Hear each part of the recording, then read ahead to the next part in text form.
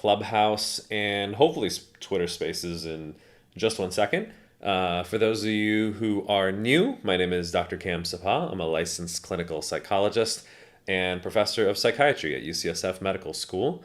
I am the CEO of Maximus. We are a consumer telemedicine company that helps men safely double their testosterone through prescription medications, supplements, and health coaching. If you're interested in what we're doing, you can check us out at maximustribe.com and check out our protocol there. We're operating in 13 states across the country right now. And as part of what we do in our program, we do a lot of health behavior coaching. So in order to make sure that you have optimal health and hormones, obviously you should be taking care of your lifestyle. So we do a lot of work around getting people to have optimal diet, exercise, sleep, focus, and using social relationships. So we use actually peer coaching and peer accountability. People check in on a regular basis in terms of a committed group of people and make sure that they're actually following up on their habits. This is important, obviously, because today is December 30th, and as everyone can anticipate, January 1st is just around the corner, and it's time for New Year's resolutions. And the sad statistic about New Year's resolutions is that only 19% of people actually successfully keep their New Year's resolutions after 2 years. So this has actually been found in research studies. So that's why a lot of people obviously criticize New Year's resolutions, because sort of the old gym joke is that all the people who you see there crowding the gym and taking up your elliptical machine on the squat rack in January are going to soon be gone come February because they're going to quit their habits. Now, there's obviously a truth to that, but I also think that's not a good reason for why you should not set New Year's resolutions.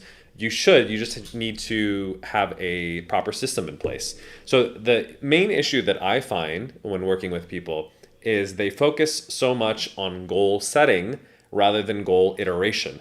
It's very easy to set goals in terms of I want to lose 20 pounds in 2022. That's the easy part. The question is, okay, what is your process for doing so, and how are you going to get back on the wagon when you fail? So that's the iteration part, is you need to have a system in place for it to continually iterate and improve the way that you're approaching things, because you will fail probably multiple times. In fact, the average smoker takes about 8 attempts to quit.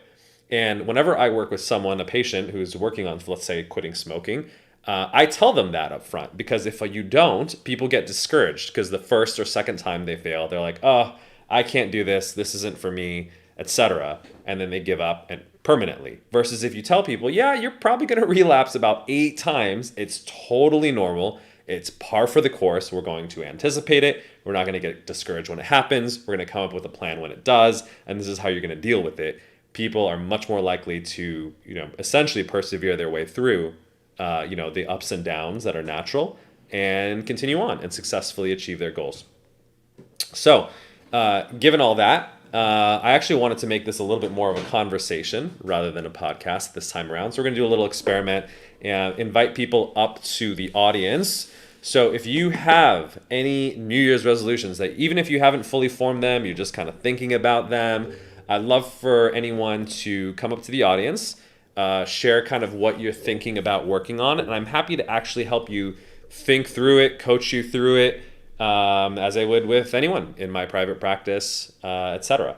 So if you are willing to be a brave volunteer, we actually do this every single week. Happy to help anyone through it. So feel free to raise your hand. If you're over on Clubhouse, I'll invite you up to the audience, and happy to talk through resolutions.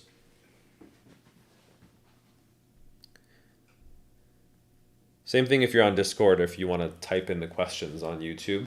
I can have Victor read them out loud.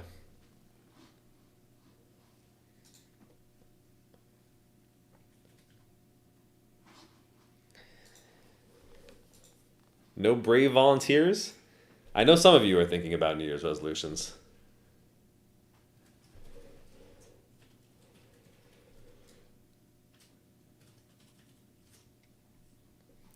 All right. Anthony, why don't you come on up?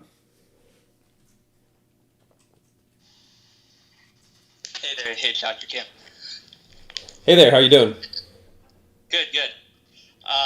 So my New Year's kind of goal is to get a little bit more in shape. I work out now. Uh-huh. I'm looking to get a personal trainer of some kind. Um, but kind of looking at what things should I consider when doing that versus choosing a program versus, I guess, just overall guidance and going down that path. Yeah, it's a great goal and a very common one. A lot of people obviously have the resolution to want to get into better shape. So why don't we just start from the beginning? Like, tell me what you're doing now. What did you do in 2021 when it came to fitness?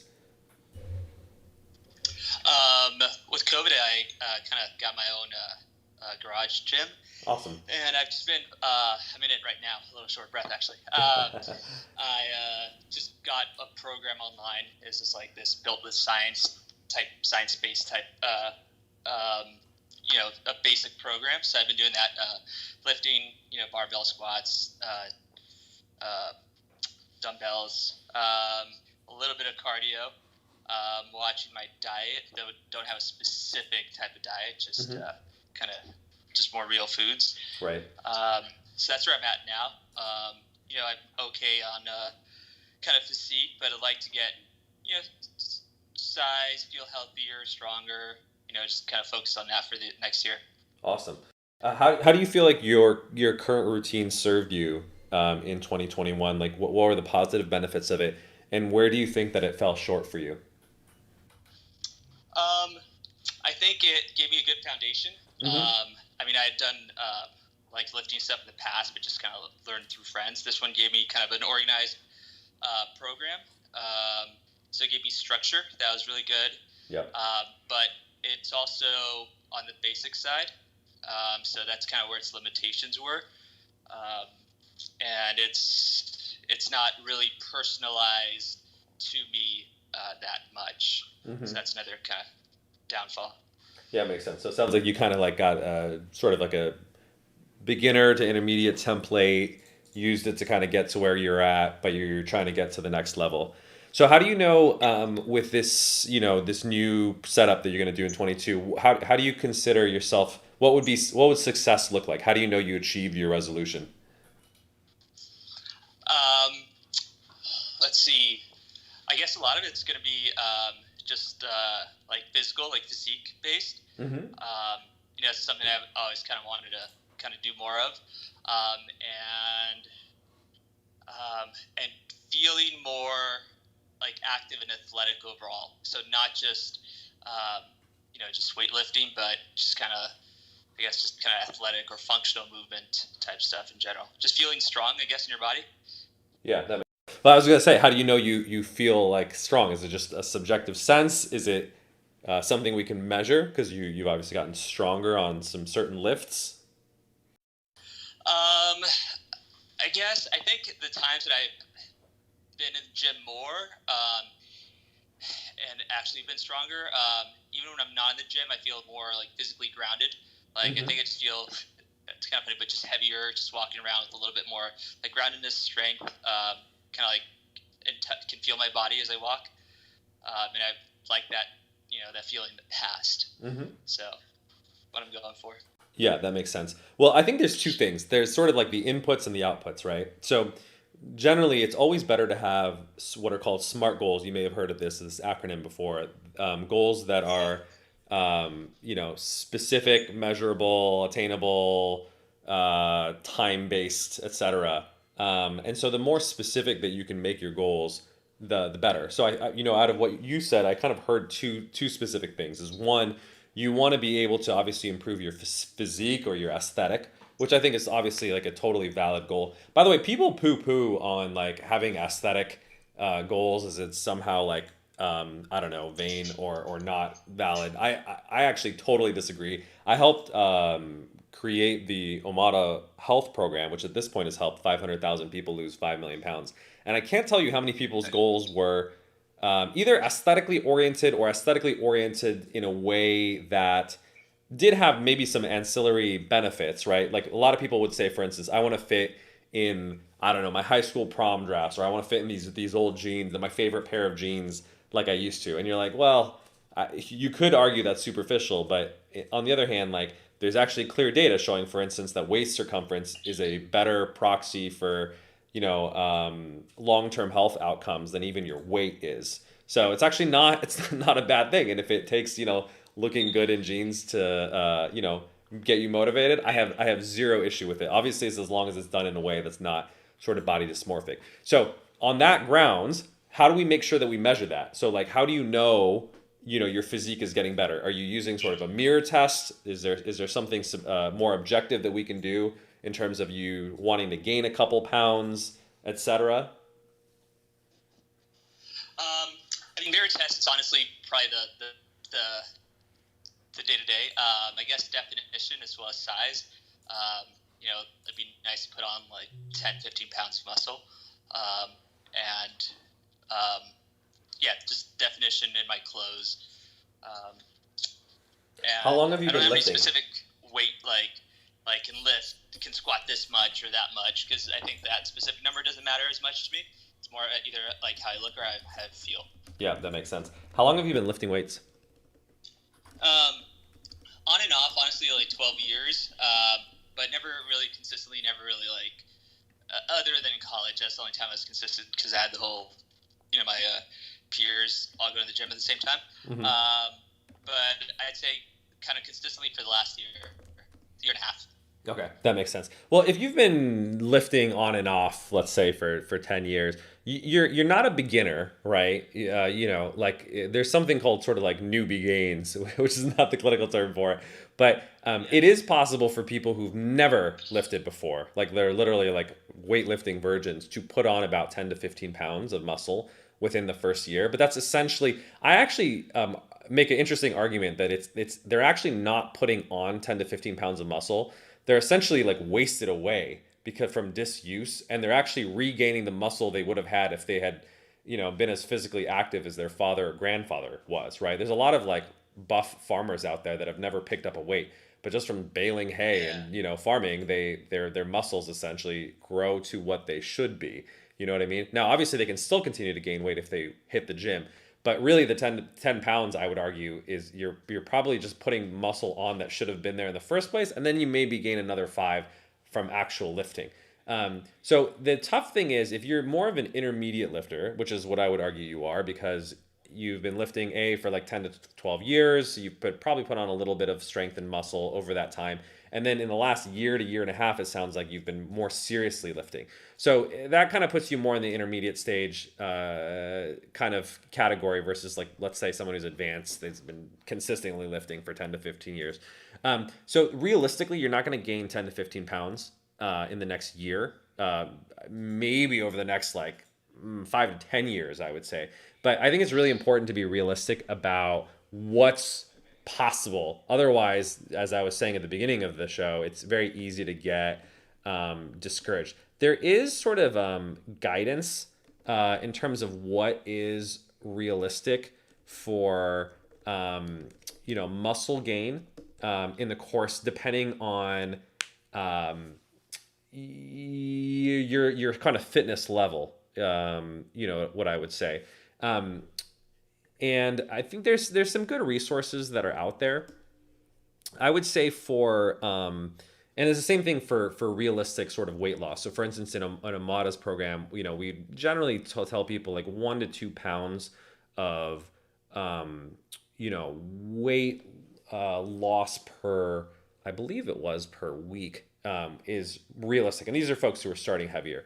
I would say for like an intermediate male weightlifter, between sort of 0.5 to 0.75% of your body weight, wherever you're starting at now, per month is about like the max amount of muscle that you could gain. Now, say you're an average sort of weight male, that's sort of, at max like 0.75 to 1.25 pounds a month. So let's just say, for simplicity's sake, that's about 1 pound per month. That would obviously over the course of a year be 12 pounds. I would say like that's like absolute ideal.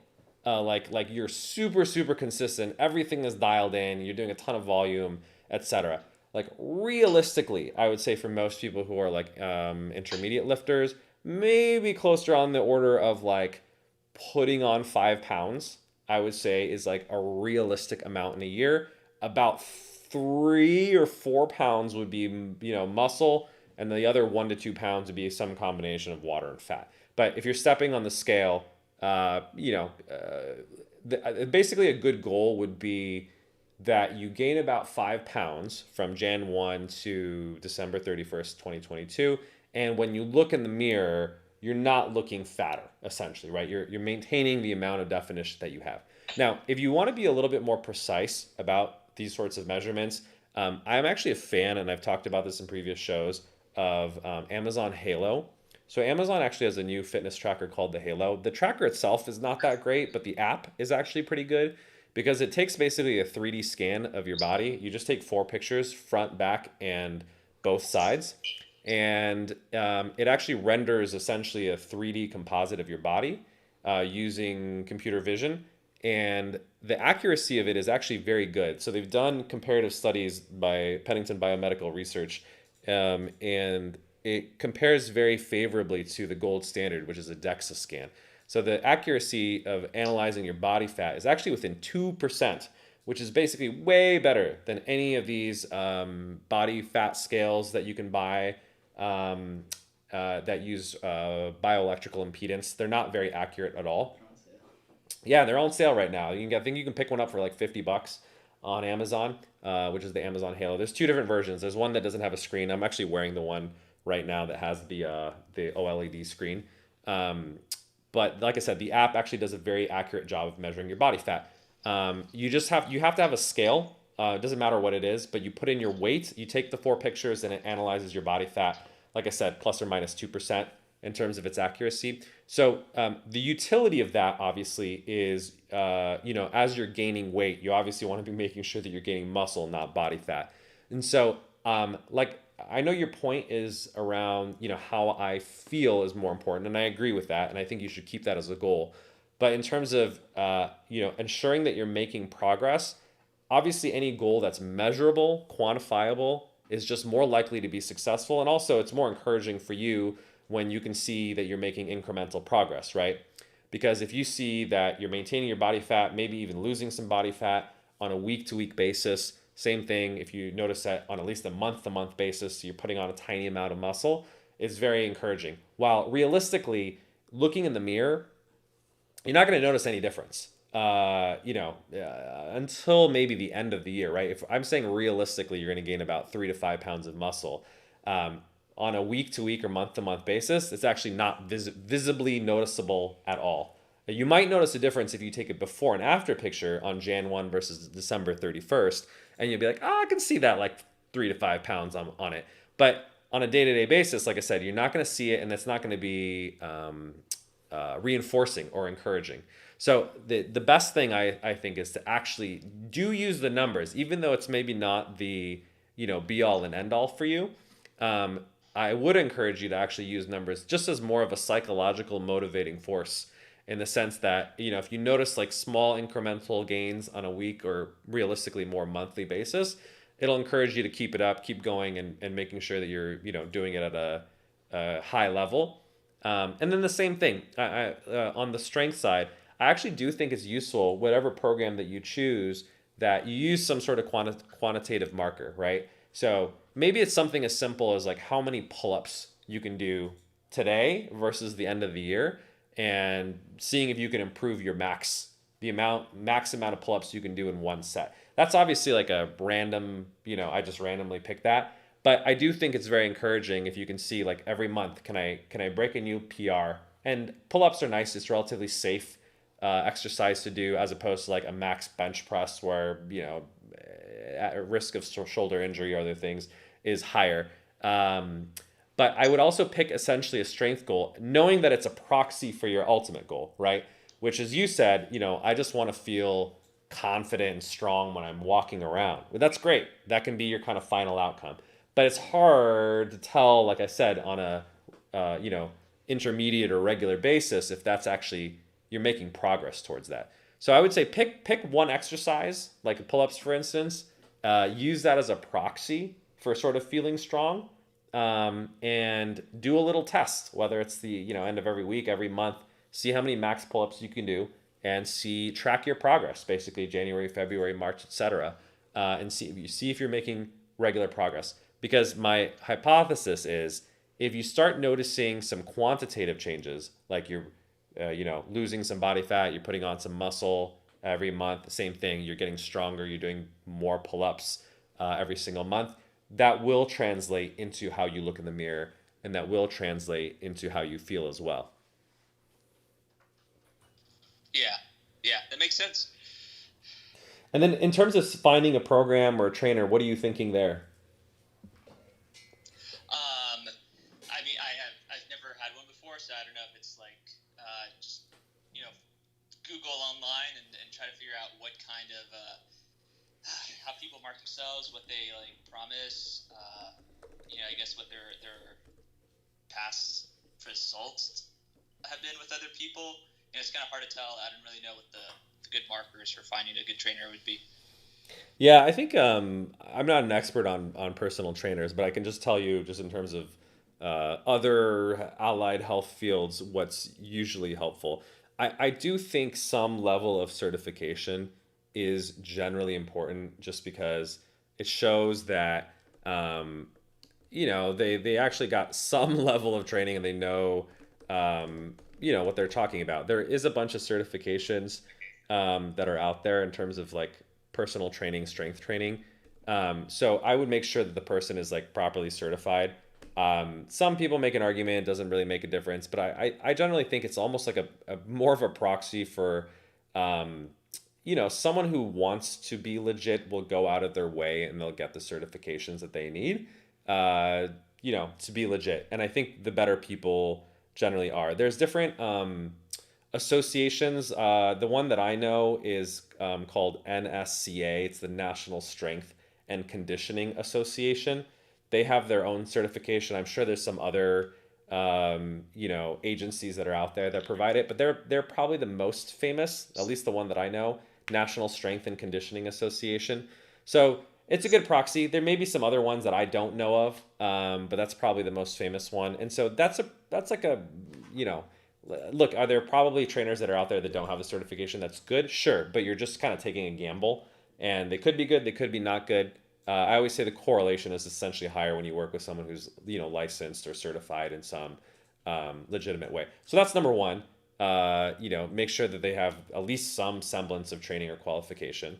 Number two, I would say, is do they walk the talk? I really hate to be too superficial about it, but I always just think, as someone who kind of works in psychology and medicine, it's weird the amount of hypocrisy in terms of clinicians. I feel like it's very strange to have a doctor who's overweight or obese and giving you, lifestyle counseling or weight counseling if they're not able to practice what they preach themselves. So, I mean, yeah, as superficial as it is, find someone who's fit, because if they can't apply it to their own lives, I don't think they honestly have any business applying it to yours. Now, on the other hand, I also think that incentivizes a lot of personal trainers to be very fit by using a bunch of anabolic steroids to get them fitter than, quite frankly, you will ever be, by cheating, essentially. I don't have necessarily a problem with anabolic steroid use, or at least like medically supervised hormone optimization, I should say. I do have a problem with illegal drug use. But the danger, of course, is that they're all jacked and they're promising results that, quite frankly, are not really attainable by ordinary people. So they don't need to be yoked out of their mind. They just need to be not overweight and look like they're in decent shape. That's all I would say. And the third thing is, the best thing is, if you can find people through referral, especially I would argue like sort of these sorts of professions, personal training, etc. If you can talk to people who've been their current or former clients, that would be best. Now, obviously, if you ask them, they're going to give you the clients that are very happy. But if they work through a gym, or work, because often they do, a lot of folks are essentially affiliated with certain gyms. And then, you ask the gym rather than them directly, be like, hey, are there like, can you give me the names of like, I don't know, 3 to 5 people that they've worked with in the past, that you have, that versus that they know, etc.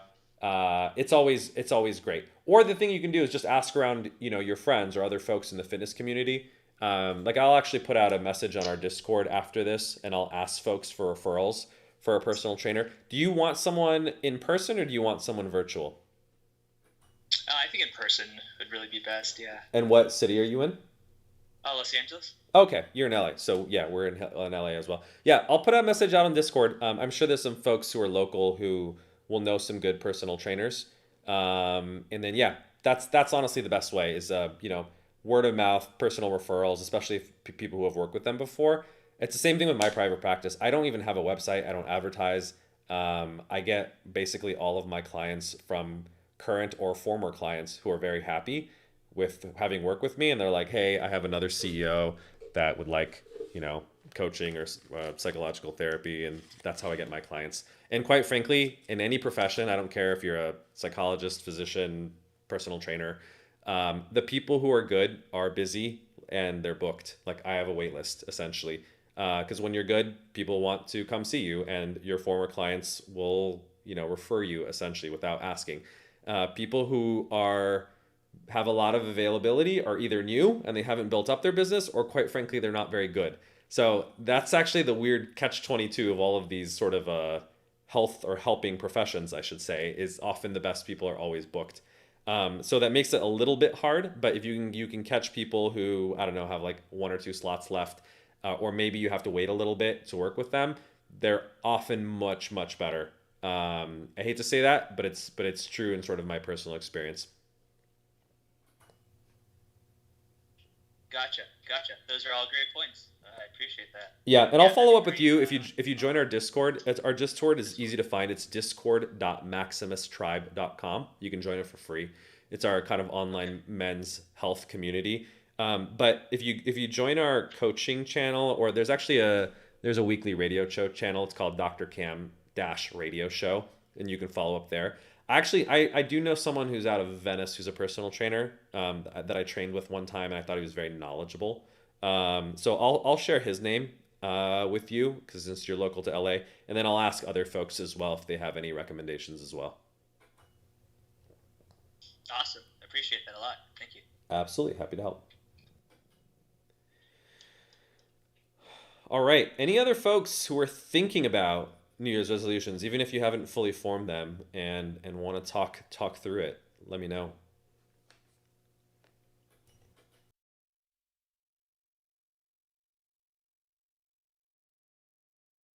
Yeah, you want to ask that question, Victor? We had a question on YouTube about thoughts on vegan meat. Is it good to replace that for real meat? Oh boy, I hope this is a serious question, not a troll question. I'm very public on Twitter about how I feel about vegan or fake meat. I think it's very unfortunate that there's an incredible amount of propaganda that has permeated the public into thinking that meat is bad for you, and that a healthier alternative are these so-called meat replacements. There's zero compelling, I would say, scientific evidence that that's true. In fact, it's quite the opposite. If you look at numerous sources of information, the most important of which I would actually argue are ancestral diets, which is, if you don't know what to eat, or there's a debate about what to eat, my argument is we should just eat essentially what we've eaten for tens of thousands of years that have ensured the survival and reproduction of our species. And fortunately, researchers such as Lauren Cordain have actually done extensive published analysis of what ancestral diets look like, especially looking at essentially hunter gatherers that still continue to this day eating their ancestral diet. So, as opposed to Americans who have radically altered their diet in the last 50 to 100 years, meaning you don't eat what your parents or grandparents ate these days. But hunter gatherers essentially been eating the same thing for the last 10,000 years, because they still, live in that sort of nomadic lifestyle. The overwhelming majority of them eat a animal-based diet. I think I can't remember the exact percentage, but it is the preponderance of peoples eat primarily most of their calories from meat. So one, that's pretty compelling sort of evidence that essentially meat is the universal human diet. Now, we're not eating exclusively meat. There's no civilizations that eat 100% carnivore, including the Inuits, even though they're eating, I don't know, 90+% at that point, because there's obviously not a lot of foliage or greenery up in the Arctic Circle where they live. I still think they go out of their way to eat like seaweed, moss, lichens, and other things in order to supplement an essentially very meat heavy diet of eating seal, whale, etc., that are up there. And conversely, there are zero vegan civilizations that are out there, which is also compelling evidence that vegan diet is not natural in any form. In fact, there are no vegan diets because it's nutritionally deficient. You will almost assuredly have a deficiency of vitamin B12, amongst other things, if you have a vegan diet. There are vegetarian civilizations, obviously, like a significant proportion of the Hindu population in India does eat a vegetarian diet, but they're still often eating, other animal-based products, such as like dairy, essentially, yogurt, lassi, that kind of thing, which can significantly bolster, essentially, their nutritional status and prevent the deficiencies of vegan diets. So the answer is, we should not be eating 100% meat. We should not be eating 100% plants. We are omnivores. We should be probably eating both.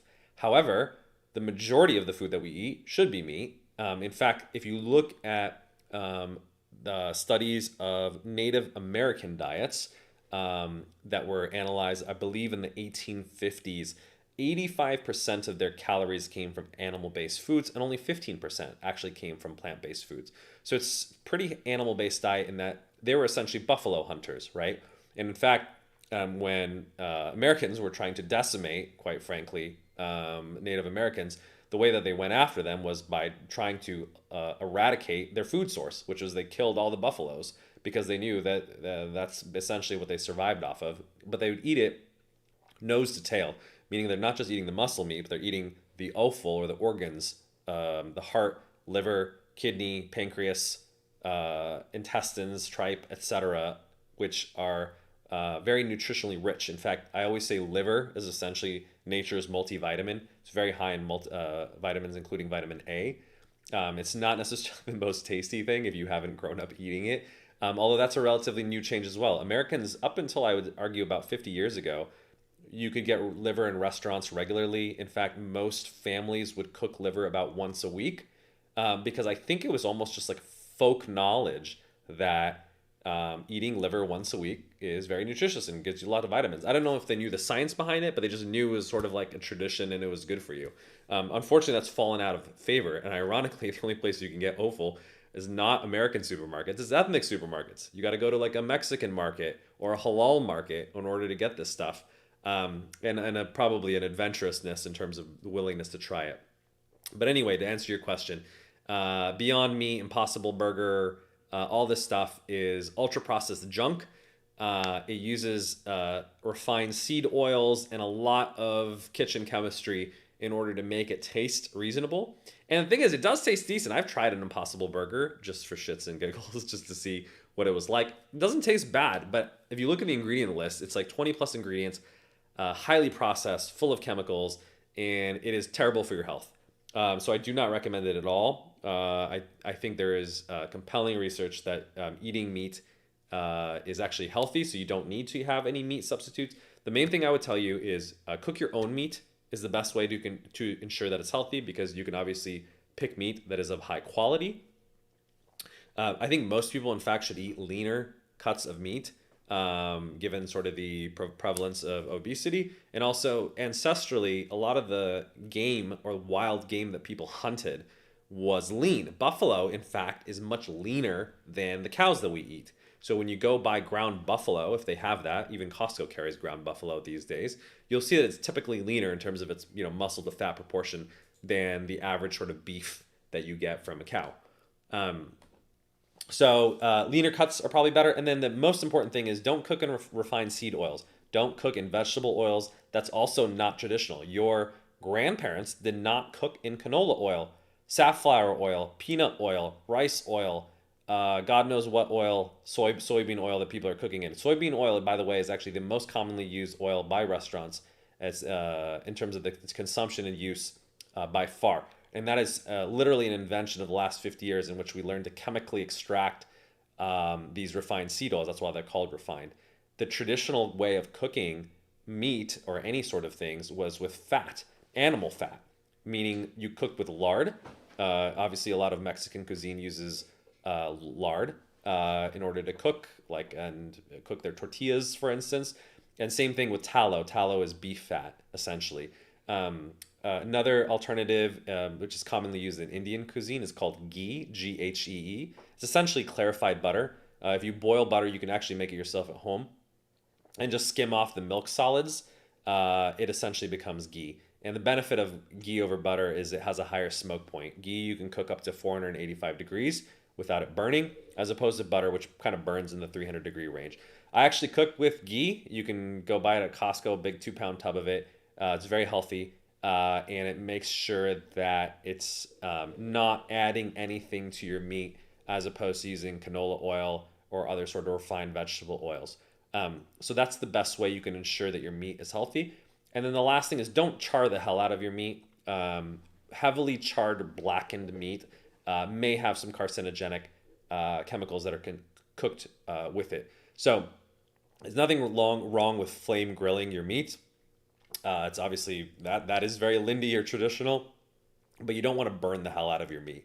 I would say it's okay to have a little like grill marks. I would say don't freak out about a little bit of blackness, but it shouldn't be soot all over your meat. That's probably not good for you. So that's the best thing I would say is eat meat, cook it yourself, cook it using an animal-based fat, and make sure that it's a high quality, probably leaner cut of meat in order to ensure optimal health. On YouTube, we had a comment. Which cooking methods do you recommend for keeping the healthy nutrients found in liver? That's a good question. I think the trick with liver is less about maximizing the nutritional status of it, and honestly more about making it taste decent enough that you're willing to consume it on a regular basis. So I have 2 tricks for cooking liver. The first trick, and this is kind of an old traditional one, is like find your grandma's recipe or nice recipe online about cooking liver with onions. There's something about onions that just cuts the taste of it quite dramatically, and improves it a lot. That's one. Calf liver and other forms of liver, such as chicken liver, is often much more palatable than eating the liver of adult cows, which has a much stronger, almost irony taste that a lot of people don't like. So that's the second thing, is buy liver that's just essentially more palatable. And then third, I would say you can also get liver that's essentially mixed with ground beef. There's, for instance, a place that I used to buy it from in Texas called Slankers. You can Google Slankers Meat or Slankers Farm. And they have like something called a primal mix, in which they mix ground beef, regular muscle meat, with liver in 2 different proportions. I believe they have one that's like 70% meat, 30% liver. That one you can still taste the liver because obviously like a third of it's liver. And then they have one that's like 95-5. 95% meat, only 5% liver. It's you can still taste it a little bit, but it's very mild. It's just kind of like snuck in there essentially. And so you can just make normal burgers with it, and it's a little different tasting, but it's honestly not that noticeable. I personally don't love the taste of the liver, so I don't like having it by itself. But if it's kind of like mixed into a hamburger patty, it's actually quite okay. And then obviously you're putting on a little bit of ketchup, lettuce, tomato, whatever you like on your burger. And then at that point, you don't even really notice it that much. So that's a really good trick. And then the last and final trick is, obviously there are some liver preparations that have been used for generations, which is liver pate, liver wurst, and there's a German one which I'm going to totally butcher the name. Braunschweiger it's like a smoked sausage that's made from pig liver. I think it's also called liverwurst, if you ever heard of that. Used in a lot of sort of like Germanic, I think originally Germanic countries. Obviously, people usually put it as a spread. It's kind of hard to eat huge quantities of itself because it's pretty fatty. But that's another way of sneaking in liver. What was the name of that Texas? Slankers. Can I just chime in on the liver? Yes, please do. Yeah, so liver is the one thing that I eat pretty much exclusively raw. And I'm not sure exactly how I got into that. It was probably just seeing lots of stuff over and over again on Twitter saying, okay, I should have liver. I did carnivory for a while, and the entire time I was doing it, I never had liver until maybe a year ago. And for some reason, just going at it raw worked. And I think it was just sort of that wanting it enough is the key thing, and just sort of going for it. Uh-huh. There's sort of the initial response where it's like, this tastes weird, but I think that's just what we've been conditioned to, and that's something that can evolve. And once you sort of go all in, that can sort of flip, and then it starts tasting pretty good. This is like this primal experience. You just eat it raw. You can eat it with your hands, eat it in the sunlight, shirtless, and it's great. Sounds like Liver King. How do you ensure that like the sanitation of the liver is like? Do you buy it from a certain source?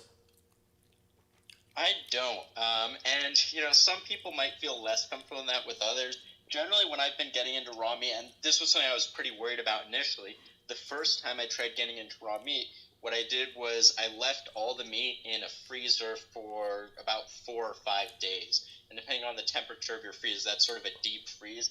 That ensures you can't have any sort of parasites.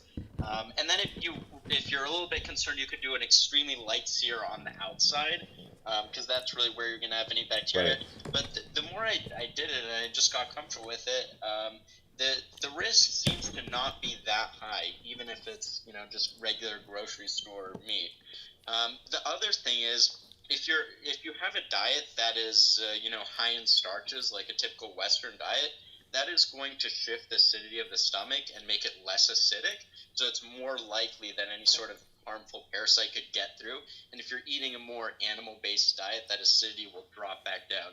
So I check my exact numbers on this, but I recall seeing something that said that the natural acidity of the human stomach is actually more acidic than an animal like a lion, based on potentially a sort of scavenger type of activity where we might come across a kill of another animal that's been maybe out in the sun for some time and be feeding off of that. Yeah, it's possible. I think the main issue is honestly with factory farming and like the contamination that happens along those things. Obviously, like actually raw milk is legal in California. It's not legal in a lot of states, and there's a whole controversy or around that.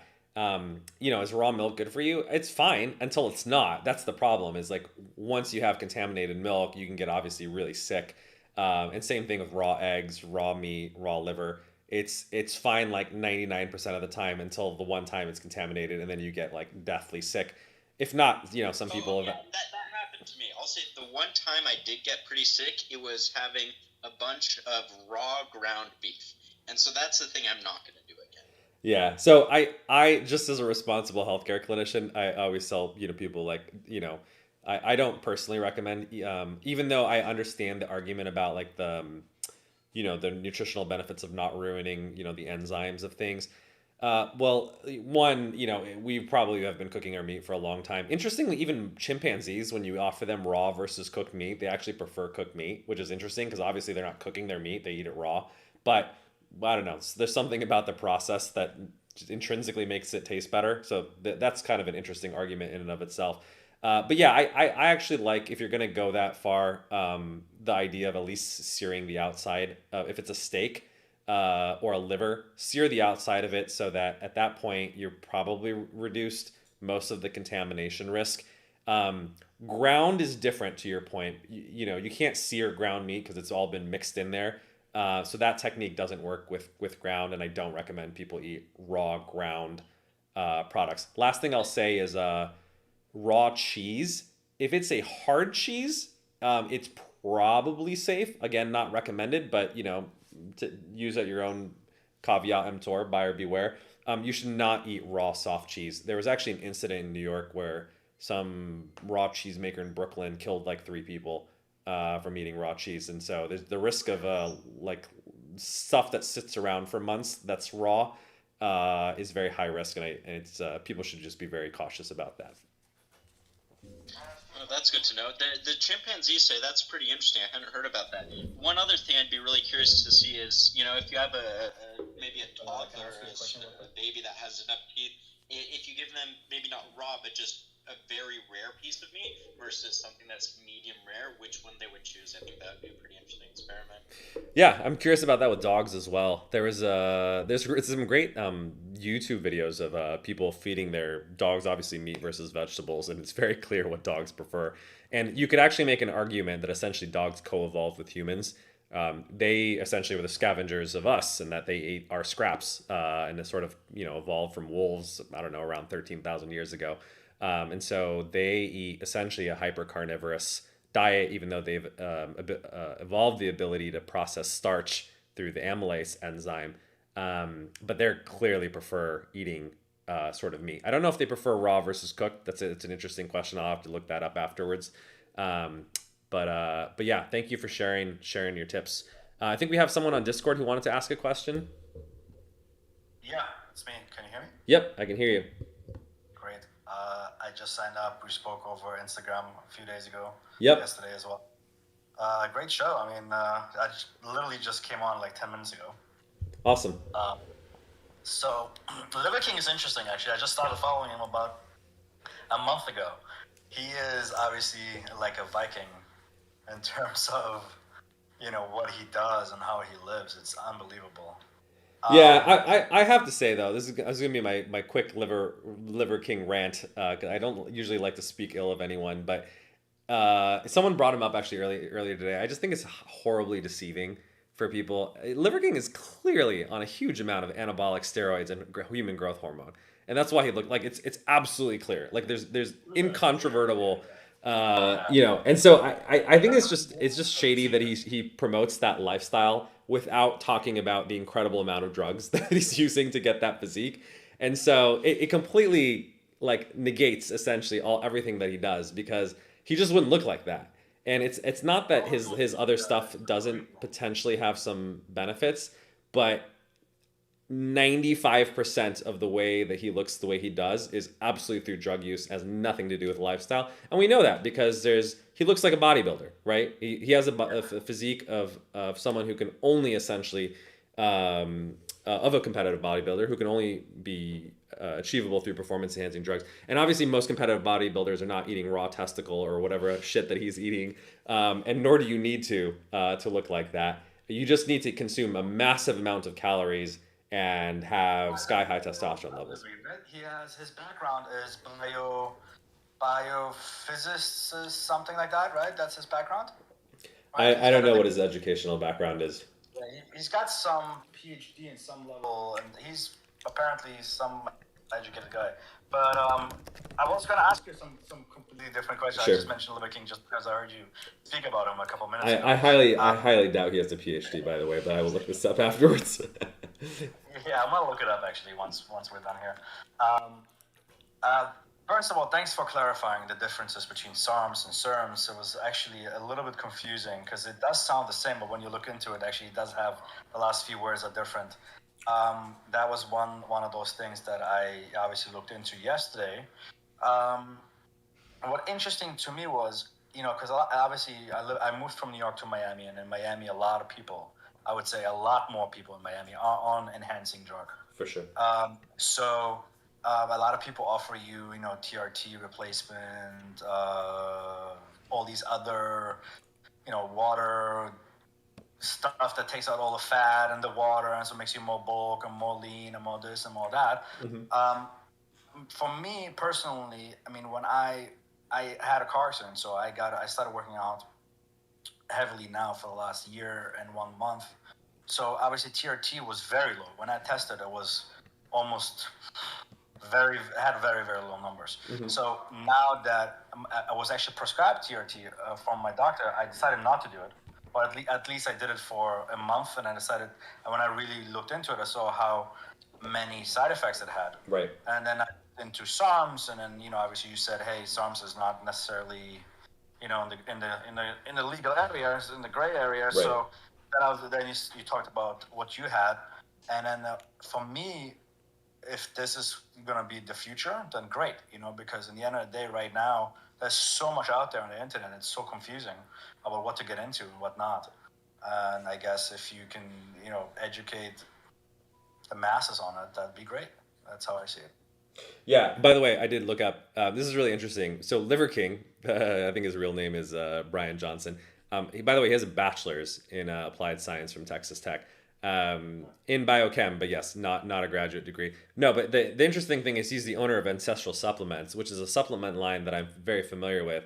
They sell organ meats like we were talking about. So they have like liver capsules, for instance, which may not be bad products. And I think I've even tried some of their products like many years ago.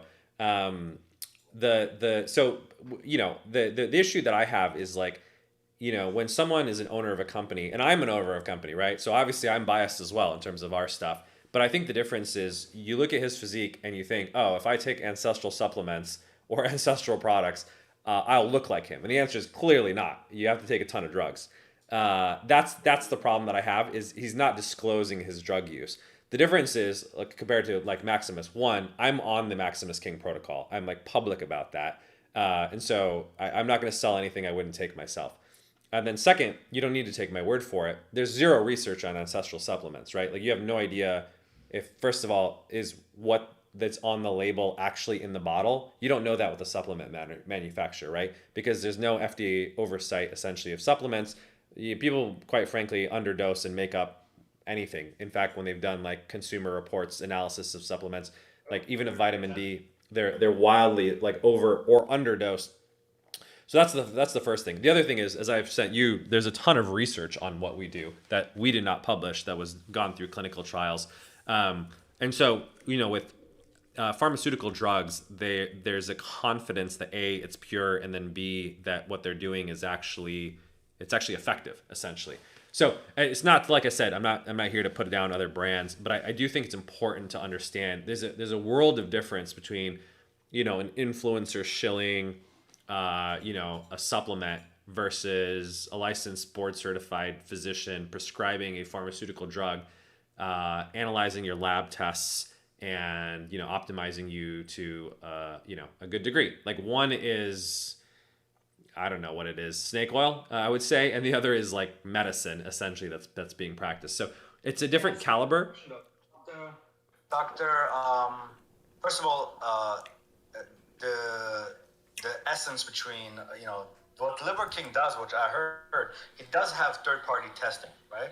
So I don't know if that makes any difference in terms of supplemental testing, because in Europe, supplement testing is completely different than it is here in America, and has much more regulations to them than here, which is a lot more safer out there. I'm not saying that people don't use anabolics and testosterone and all that stuff. They do, but it's a lot more, it's harder, let's say in Germany, where I grew up, to get bad supplements, because it's just more regulated by the government.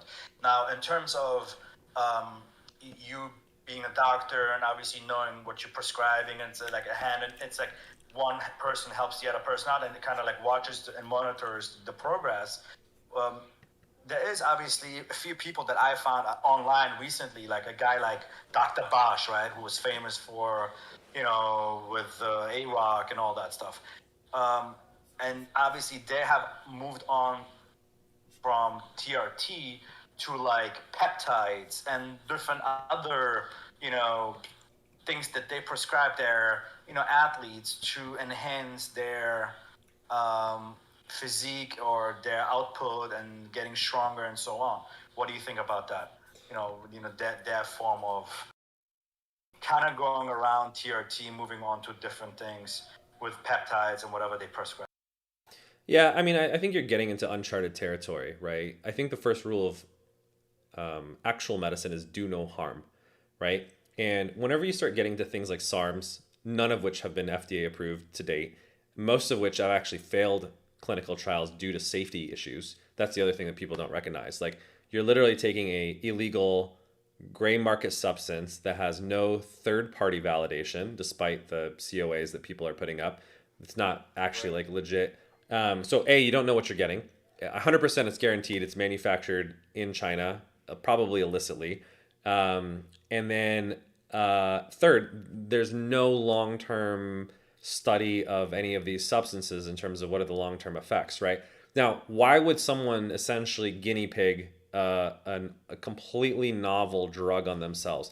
I would argue the only time you do that is, one, you're desperate. Let's say you have a rare medical condition. You've tried all the conventional medical options, and this is the last treatment of last resort. And you unfortunately see this in cancer patients a lot. They've kind of run out of options sometimes, and they go down to Mexico and get some crazy alternative treatment. And I don't know. I think there's some really serious ethical questions around that, because, of course, like, you want to give people hope, but you also don't want to like bleed people's bank accounts dry and give them false hope either. So one, unless you're in that situation, the other is quite frankly Olympic athletes who are taking stuff that is not regulated because they're evading essentially WADA testing requirements. Now, if you're a professional athlete and you have millions of dollars on the line, now let's put the ethics of that aside, which I think are still important.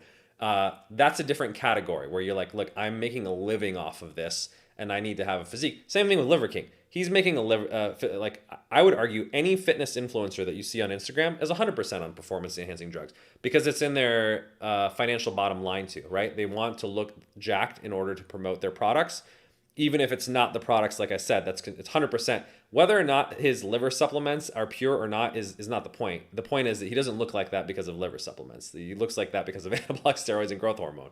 And we know that because like he has conditions like palambism, which is like he has the HGH gut, which is a distinctive hallmark essentially of growth hormone use. Yeah. Funny you say that. Really funny you say that because only people who I was an athlete my entire life, and before I became an entrepreneur and I moved into the business side of it, I clearly can tell he's on supplements. I can clearly tell he's on something. The veins, even, right? Yeah. All the veins Yeah, you just don't look like that. Yeah, anyone who's been like a personal trainer or around the fitness industry, you know what's natural and not. I talk about this on Twitter. Like for instance, like Jeff Bezos, almost assuredly is on TRT or probably HGH because he has hallmark things. Like for instance, you have more androgen receptors in your trapezoids and your deltoids, and so you get a disproportionate growth in your traps and your shoulders when you take anabolics. Essentially, you overdevelop. This is why, like, if you ever watch like WWF or WWE, those professional wrestlers like The Rock, those guys, they all have like huge traps. And I'm sure they train it on purpose, but nobody looks like that. It's an overdevelopment that happens from steroid use, essentially. And same thing, the level of vascularity, as you point out, it's just not natural. Essentially, it's anyone who's like in the industry knows what's real and what's not, and what's attainable and what's not. That's why I really appreciated Anthony's question earlier, who was talking about I want to gain 10 to 15 pounds of muscle, and I was like, at the stage that you're at intermediate, absolutely not attainable without performance enhancing drugs, right? So you have to be just sort of realistic about it. And like I said, I don't have an issue around performance enhancing drugs. Arguably, Maximus offers a performance enhancing drug. You're obviously just doing it under doctor's supervision in a safe way. The issue that I have is just being honest about it. Like I don't have a problem, and there are influencers that are out there, Derek from More Plates, More Dates, Russo Lifts, that are very open about their drug use. And I don't have a problem with that because then at least you're being honest with your audience and saying, look, this is what I use. This is how I achieve this physique. You're not going to get it without doing this. That's up to you. That's fine because then you're being honest about what you're doing. So I think just honesty and authenticity are really important to me, and that you shouldn't deceive. And I see this a lot, very like young guys, 18 to 21, and they're like, I don't have the physique of this guy that I follow on Instagram. Should I be on drugs? And I was like, you're not even grown yet. Like guys don't even finish their physical maturation development till they're about 21, 22 even sometimes. You obviously shouldn't take anything before you're done growing for the most part. Anything anabolic certainly, in terms of steroid use or anything like that. Two things. First, I saw Jeff Bezos today. He's in St. Bart's, and he does have all the signs of him using drugs. Yeah. Secondly, in terms of, for me at least, I'm 35 now, right? Mm-hmm. So my peak is obviously gone in terms of like, I don't know, reaching all, the athlete level that I was when I was in my early 20s. However, for the first time in my life, I gained weight. So I'm 220 pounds now, 5'9". I work out 5 times a week. I am very heavy on the muscle side of it, of course. Right. But I am also at 21 to 24% on body fat. Right. So I'm trying to cut down. My main goal is cutting down to about 10, 12, 14% body fat, right, and then maintain my muscle level that I have. I think most people confuse especially when they're 18, 19, 20, they confuse these guys who are like jacked, for all the muscle that they have with either low percentage fat because they look huge. They might not be, you know what I mean? Some people can just look very big just because their body fat percentage is very low. Right. And some people just have a lot of muscle and don't actually look that big because their body fat percentage is higher. So my main goal now, especially why I signed up for this, was because I kind of felt like, okay, I have somebody monitoring my progress, right, and then at the same time seeing how my testosterone level rises. Also, my biggest point was also DHT, which, you know, I didn't want to have any side effects on that end, because I am technically prescribed finasteride, which I'm not, because I didn't want to have the side effect for it. But, you know, reading what it does, or like the actual drug blocks estrogen, which kind of like pushes DHT, from what I've read online or from this book that you sent out. So I'm kind of worried a little bit, but also, like, you know, there's obviously certain things I can do, for example, for the hair, that prohibits they had to get like an estrogen, like a DHT androgen blocker, right? So it doesn't, like, that DHT doesn't go into the follicle, can't connect, so to say, and you don't lose your hair, something like that. Just to clarify the mechanism, right? So what we prescribe at Maximus are SERMs, the selective estrogen receptor modulators. As you pointed out, essentially it blocks estrogen.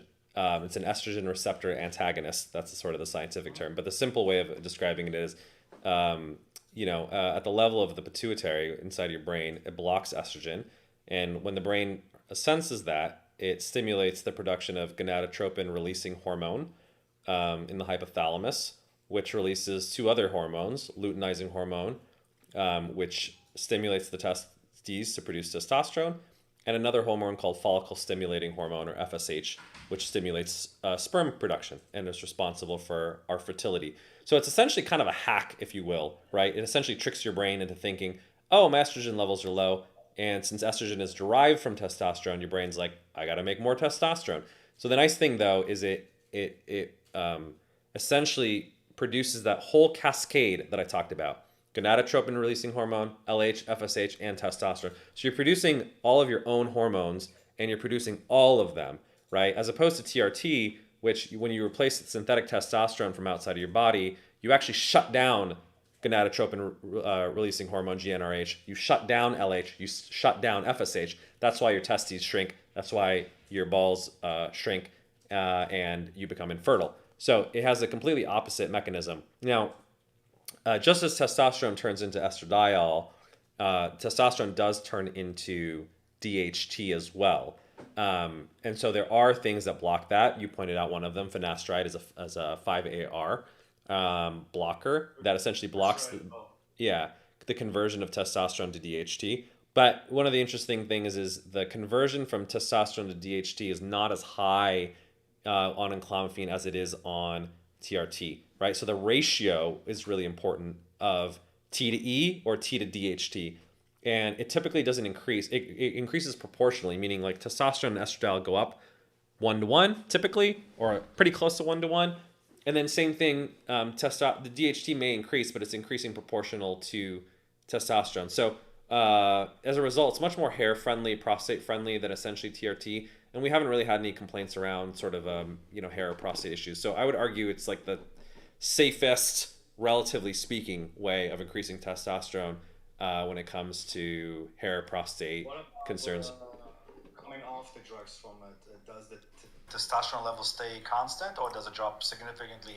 There's no drug that will magically increase your testosterone. You stop taking it, it'll magically continue forever. That's a fantasy. As long as you continue to take it, it will stay high. And then when you stop taking it, it'll just go back down to the levels essentially that you had when you started with, right? So if you started at 500 and then you went up to 1,000, let's say it doubles your levels, you'll just go right back down to 500.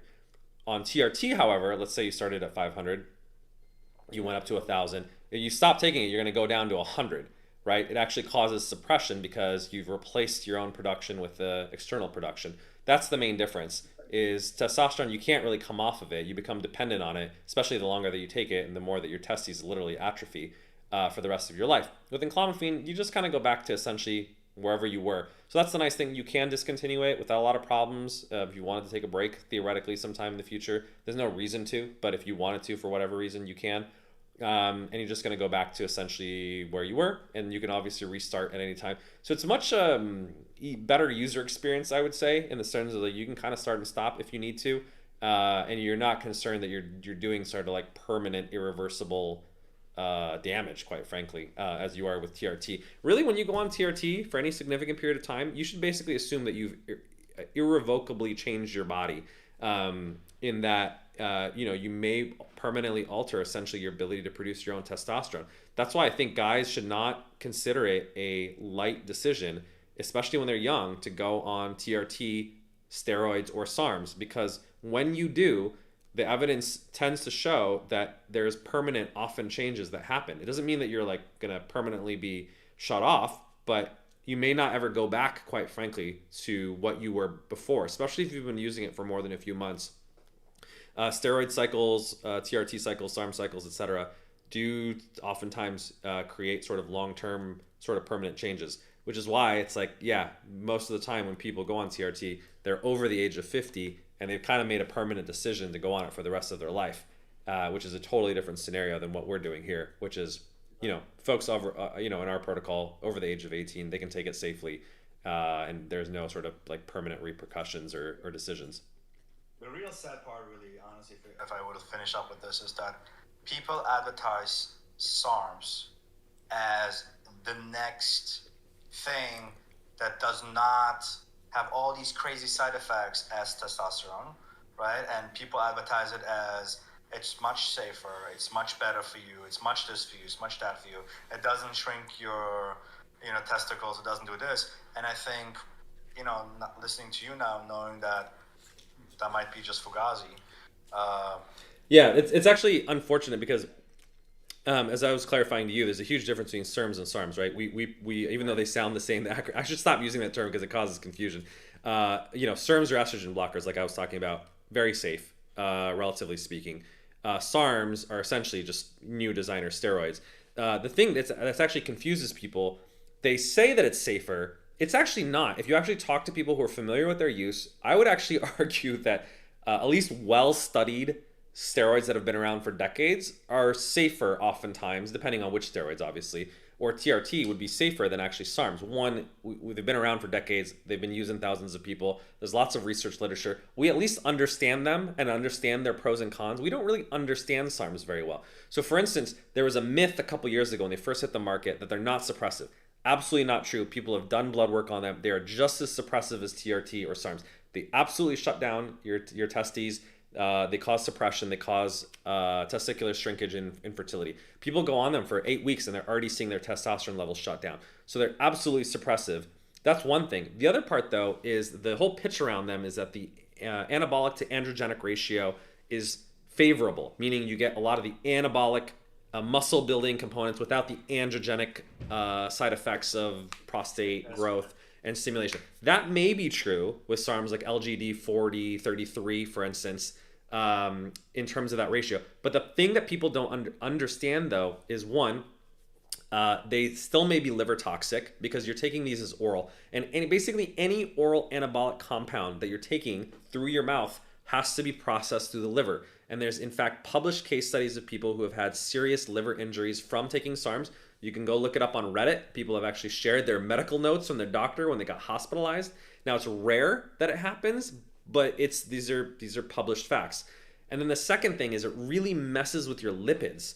And in that case, they're actually not very safe in terms of heart disease, right? There's significant decreases in HDL, significant increases in LDL, in ApoB, all these sort of critical lipid markers, which basically means they're not safe for long-term use, right? Because you're promoting an atherogenic, essentially, lipid profile. And so, ironically, TRT, even though it has the side effects of the shutdown, if you're using an injectable or non-oral form of it, doesn't mess with lipids as much. So in some ways, SARMs are actually inferior to TRT because of the adverse, essentially, effects on lipids and thus the adverse cardiovascular effects that they're having.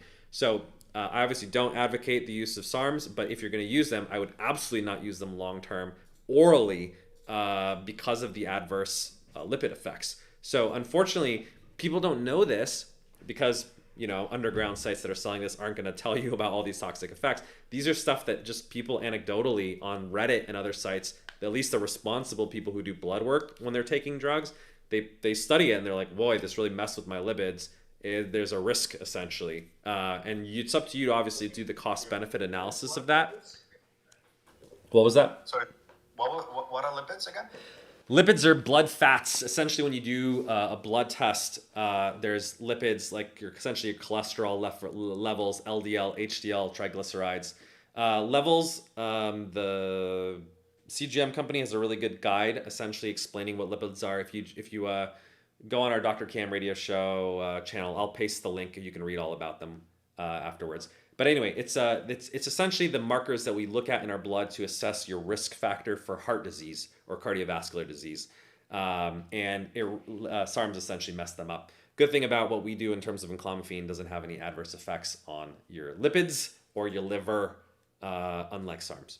So, all right, we are 10 minutes over time. A lot of good questions this week on the podcast and call and radio show. Thanks everyone who's joining us on Discord, Clubhouse, Twitter Spaces, and YouTube Live. I realize there's a bunch of questions that we didn't get to. Sorry, folks on YouTube. We will actually archive these, and I will answer them next week. We have this radio show every Thursday at 6 o'clock Pacific time. So we do get to the backlog of questions, or you can obviously call in and ask them live. So I hope everyone has a very happy and enjoyable New Year's. If you are working on New Year's resolutions, check out an article I wrote called The Keystone Habit, which I alluded to earlier. I'll also post this on our Discord, discord.maximistribe.com. It's my system for making sure that you're not one of the 19% of people, the few people who are able to do their New Year's resolutions, and that you can keep them up successfully throughout the year. All right, folks, enjoy the rest of your 2021, and I'll catch you in the new year.